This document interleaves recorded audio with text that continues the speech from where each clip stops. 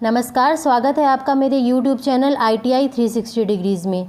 Electrician trade theory के important objective question की series में ऑलरेडी हमने चैप्टर 1 और चैप्टर 2 के इम्पॉर्टेंट क्वेश्चंस को डिस्कस कर लिया है। आज के इस वीडियो में हम इलेक्ट्रीशियन ट्रेड थ्योरी के चैप्टर नंबर 3 के इम्पॉर्टेंट क्वेश्चन को डिस्कस करने वाले हैं। तो चैप्टर नंबर 3 में टोटल 52 क्वेश्चंस है जो कि बहुत इंपॉर्टेंट हैं और रिपीटेडली ये एग्ज़ाम में पूछे जाते हैं। इस चैप्टर को हम 2 वीडियो में डिवाइड करके और सभी इंपॉर्टेंट क्वेश्चन को एक एक करके समझेंगे और डिस्कस करेंगे। तो चलिए वीडियो को स्टार्ट करते हैं। क्वेश्चन नंबर 1 है 32 एम्पियर रेटेड केबल की धारा वहन क्षमता क्या होगी यदि इसे पुनः तार बांधने योग्य फ्यूज से सुरक्षित किया गया हो। तो इसका ऑप्शन हम देख लेते हैं। इसमें 13 एम्पियर फर्स्ट ऑप्शन है, ऑप्शन ए है, बी है 16 एम्पियर, सी है 26 एम्पियर और डी है 39 एम्पियर। तो अगर 32 एम्पियर रेटेड केबल है जिसको रीवायरेबल फ्यूज से प्रोटेक्ट किया गया है, उसकी जो रेटेड करंट कैरिंग कैपेसिटी होगी वो होगी 26 एम्पियर होगी। तो इसका ऑप्शन नंबर सी करेक्ट है। आगे बढ़ते हैं, आते हैं क्वेश्चन नंबर 2 की तरफ। क्वेश्चन नंबर 2 है SWG, जिसका फुल फॉर्म होता है स्टैंडर्ड वायर गेज। ये भी बहुत इंपॉर्टेंट है, आपको उसका फुल फॉर्म भी ध्यान में रखना है। SWG का फुल फॉर्म होता है standard wire gauge. Generally question viva में पूछा जाता है और कभी कभी ऑब्जेक्टिव क्वेश्चन भी आ जाता है। तो क्वेश्चन है SWG से तार का आकार मापने की परस क्या है। परस यानी कि इसमें जो तार का आकार माप सकते हैं उसका रेंज क्या है, किस रेंज से हम आकार माप सकते हैं तार का। तो इसका जो सही ऑप्शन है वो है ऑप्शन नंबर डी 0 to 36। आगे बढ़ते हैं, आते हैं क्वेश्चन नंबर 3 की तरफ। क्वेश्चन नंबर 3 में एक जॉइंट दिखाया गया है और इस जॉइंट यानी कि जोड़ का आपको नाम बताना है। तो हम ऑप्शन चेक कर लेते हैं ऑप्शन में क्या क्या दिया हुआ है। तो जो गिवन ऑप्शन है उसमें ऑप्शन नंबर बी करेक्ट है, noted tap joint. Noted tap joint जो है वो ये ज्वाइंट है जो कि फिगर में दिखाया गया है। ऑप्शन नंबर बी जो है वो करेक्ट है इसका। आगे बढ़ते हैं, आते हैं क्वेश्चन नंबर 4 की तरफ। क्वेश्चन नंबर 4 है गैल्वनीकृत यानी कि गैल्वनाइज्ड लोहे के लिए किस प्रकार के सोल्डरिंग फ्लक्स का प्रयोग किया जाता है। तो देख लेते हैं ऑप्शन में क्या क्या दिया हुआ है और जो गिवन ऑप्शन है उसमें ऑप्शन नंबर डी करेक्ट है, हाइड्रोक्लोरिक एसिड का प्रयोग किया जाता है गैल्वनाइज्ड आयरन की सोल्डरिंग में। आगे बढ़ते हैं, आते हैं क्वेश्चन नंबर 5 की तरफ। तो क्वेश्चन नंबर 5 देख लेते हैं क्या है। क्वेश्चन नंबर 5 है मात्रा उत्पादन यानी कि क्वांटिटी प्रोडक्शन और टेनिंग कार्य हेतु कौन सी सोल्डरिंग विधि का उपयोग किया जाता है। तो ऑप्शन चेक कर लेते हैं और गिवन ऑप्शन में ऑप्शन नंबर ए यानी कि डिप सोल्डरिंग ये करेक्ट इसका आंसर है। आगे बढ़ते हैं, आते हैं क्वेश्चन नंबर 6 की तरफ। क्वेश्चन नंबर 6 में आपको डायग्राम में एक अंडरग्राउंड केबल दिया हुआ है और इसके एक भाग का नाम पूछा हुआ है। ये जो भाग है जो कि एक्स से डोनेट किया गया है, इस भूमिगत केबल में एक्स से इंकित भाग का नाम बताइए, इसका नाम क्या है। दो ऑप्शन चेक कर लेते हैं और जो गिवन ऑप्शन है उसमें ऑप्शन नंबर ए बेडिंग जो है वो सही आंसर है इसका। ये जो भाग एक्स से डोनेट किया गया है इसे हम अंडरग्राउंड केबल में बेडिंग बोलते हैं। आगे बढ़ते हैं, चलते हैं क्वेश्चन नंबर 7 की तरफ। और क्वेश्चन नंबर 7 में पूछा गया है कि XLPE का पूर्ण रूप क्या है यानी कि XLPE का फुल फॉर्म क्या है। तो गिवन ऑप्शन में ऑप्शन नंबर सी करेक्ट है।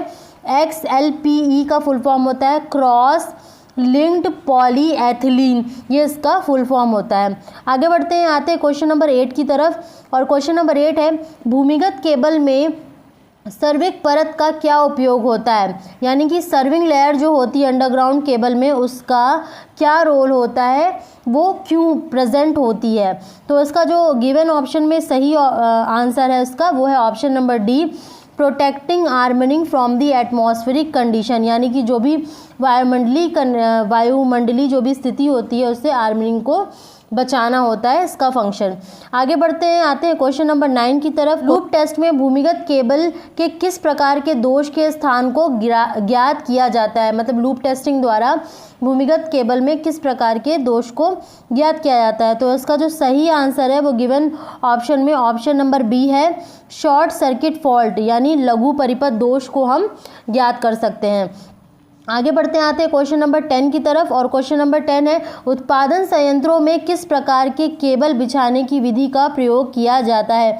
यानी कि जो जनरेटिंग स्टेशन होते हैं उसमें किस प्रकार की केबल को बिछाने की जो विधि होती है इसका प्रयोग किया जाता है। तो इसका जो सही आंसर है वो है ऑप्शन नंबर बी, रैक्स इन एयर, यानी कि हवा में रैक का प्रयोग करते हैं। आगे बढ़ते आते हैं क्वेश्चन नंबर 11 की तरफ, और क्वेश्चन नंबर 11 है तांबे के परमाणु के आबंध चक्र यानी कि वैलेंस शेल में कितने इलेक्ट्रॉन प्रेजेंट होते हैं। यानी जो तांबा होता है, कॉपर होता है, उसके जो वैलेंस शेल होते हैं उसमें कितने इलेक्ट्रॉन्स प्रेजेंट होते हैं। तो इसका आंसर है ऑप्शन नंबर ए, एक। तांबा का जो वैलेंस शेल होता है उसमें बाहरी कोश में सिर्फ एक इलेक्ट्रॉन प्रेजेंट होते हैं। आगे बढ़ते आते हैं क्वेश्चन नंबर 12 की तरफ, और क्वेश्चन नंबर 12 है नियॉन लैंप में विद्युत धारा का प्रवाह क्या कहलाता है। यानी कि जो नियॉन लैंप होते हैं उसमें जो इलेक्ट्रिक करंट का जो इफेक्ट होता है उसे क्या कहते हैं।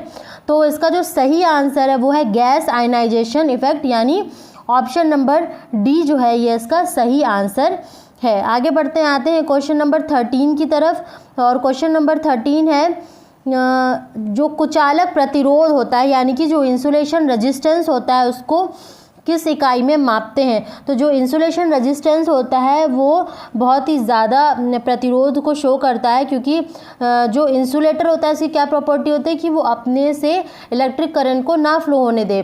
तो जो इंसुलेशन रेजिस्टेंस होता है उसको हम मेगा ओम में नापते हैं, इसलिए क्वेश्चन नंबर 13 का जो सही आंसर है वो ऑप्शन नंबर डी है। आगे बढ़ते हैं क्वेश्चन नंबर 14 की तरफ, और क्वेश्चन नंबर 14 है कौन सा वैद्युतिक उपकरण अधिक अतिरिक्त धारा संरक्षण है। यानी कि which electrical device is the course excess current protection. तो इसका जो सही आंसर है वो है option number B, rewireable fuses, यानी पुनः तार बांधने योग्य जो फ्यूज होते हैं वो अधिक धारा संरक्षण कर सकते हैं, अतिरिक्त धारा संरक्षण कर सकते हैं। तो इसका जो सही आंसर हो जाएगा वो होगा ऑप्शन नंबर बी। आगे बढ़ते हैं क्वेश्चन नंबर 15 की तरफ।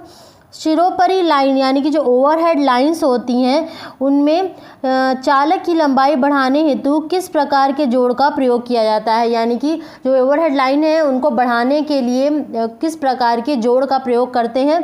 तो इसका जो सही आंसर है वो है option number D, western union joint. Western union joint का प्रयोग हम ओवरहेड लाइंस में करते हैं चालक की लंबाई को बढ़ाने के लिए। आगे बढ़ते हैं क्वेश्चन नंबर 16 की तरफ। एल्यूमिनियम चालकों को सोल्डर करने के लिए किस प्रकार के सोल्डरिंग फ्लक्स का प्रयोग किया जाता है। तो इसका जो सही आंसर है वो ऑप्शन नंबर डी है, केर अल लाइट का प्रयोग करते हैं एल्यूमिनियम चालकों की सोल्डर के लिए।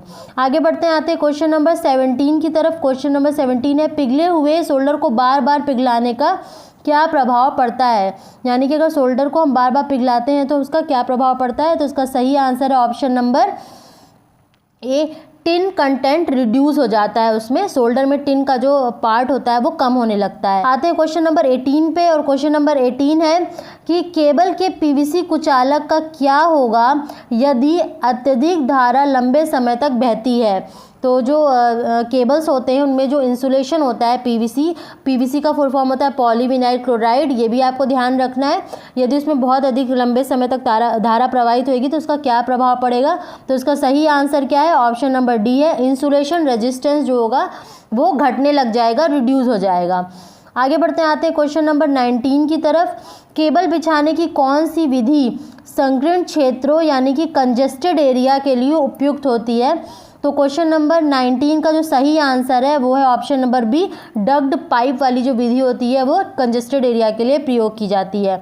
आगे बढ़ते हैं क्वेश्चन नंबर 20 की तरफ, और इसमें भी एक अंडरग्राउंड केबल दिया हुआ है और इसके भाग का नाम पूछा हुआ है। ये वाला जो भाग है इसका नाम पूछा हुआ है। तो ये जो भाग होता है केबल का उसको बोलते हैं लेड शील्ड। तो इसलिए क्वेश्चन नंबर 20 का जो सही आंसर है वो ऑप्शन नंबर डी है।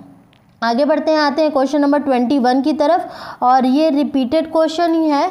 और इसका जो भूमिगत केबल में किस प्रकार के दोष को ज्ञात किया जा सकता है।